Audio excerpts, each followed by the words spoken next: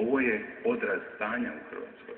Ovo je odraz stanja koje je zabrinjavajuće, ovo je odraz stanja koje pokazuje da tonemo sve dublje i dublje. I ako ne napravimo zaokret, ne kroz redistribuciju, ne kroz kritiziranje, ako ne napravimo zaokret na način da utvrdimo gdje želimo biti i tko što treba učiniti u narednih 1, 2, 3 ili 5 godina, jedino na taj način možemo napraviti pomak naprijed, jedino kroz rad možemo prebroditi sve ove probleme.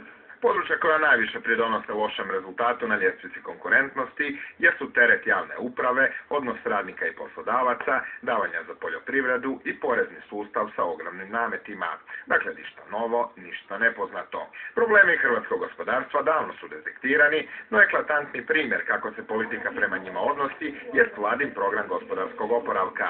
Deklarativno ekonomska biblija vladajuće garniture, zapravo u stručnim klubovima vrlo hvaljen popis mjera, svoj krah doživio u posljednjem rebalansu, koji je de facto potpuna negacija samog programa. Uostalom, ovaj pad konkurentnosti, vodeći se poznatim interpretacijama političke elite, mogao bi na kraju biti proglašen i uspjehom.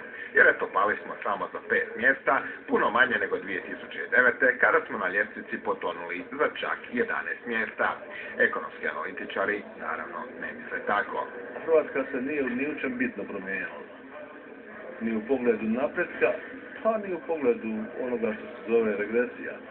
Ali su druge zemlje napravile veliki napredak, veliki skok naprijed, pa smo nas potisnuli, relativno smo nas potisnuli na toj skali. A kada uzmemo rezultate naše u 2010. godini, sljedeće godine, kada se bude radio ranking, a onda s obzirom na činjenicu da mnoge zemlje u okruženju izlaze već iz krize, a mi još uvijek ne izlazimo iz krize, znači da ćemo i 4 godine za redom bilježiti pad, što je stvarno alarmantno. Alarmantno je jer izravnih stranih investicija gotovo više i da nema. Ne isplati se ulagati u nekonkurentnu državu kada je u blizini recimo Crna Gora, koja je ispred Hrvatske za gotovo 30 mjesta. A što se same ljestvice tiče, kao i prošle godine, predvodi u Švicarska, slijede Švedska, Singapur i SAD.